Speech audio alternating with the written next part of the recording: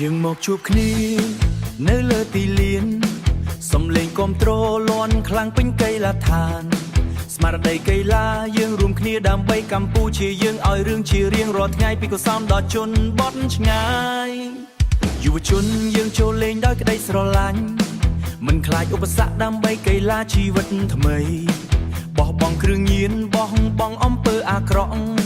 យើងជ្រើសផ្លូវល្អដើម្បីអនាគតភ្លឺថ្លាលេងជាក្រុមសាមគ្គីគ្នាកើតឡើងពីចិត្តមួយក្រុមបាល់ទាត់មហាមិត្តចូលលេងយ៉ាងក្លាហានស្លេងគាំទ្រឡើងដោយភ្លើងក្តៅក្នុងកីឡាដ្ឋា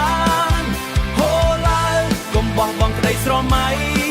កីឡាបាល់ទាត់នាំយើងទៅថ្ងៃអនាគតថ្មីក្រុមបាល់ទាត់កម្ពុជាថ្ងៃនេះក៏រឹងដូចគ្នាលេងដោយបេះដូងដើម្បីជាតិខ្មែរ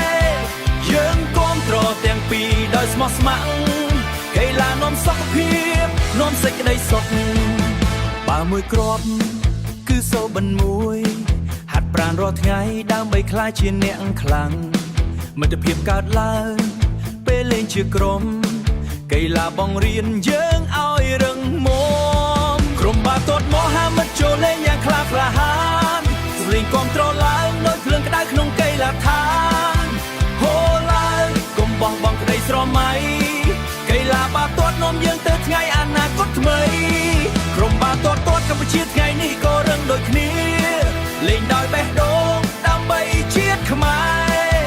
យើងគាំទ្រទាំងពីរដោយស្មោះស្ម័គ្រកីឡានាំសុខភាពនាំសេចក្តីសុខ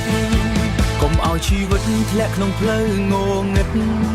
កីឡាជាផ្លូវភ្លឺសម្រាប់យុវជនយើងឈរជាមួយគ្នាមិនថាចាញ់ឬឈ្នះស្មារតីកីឡាគឺជ័យជំនះពិត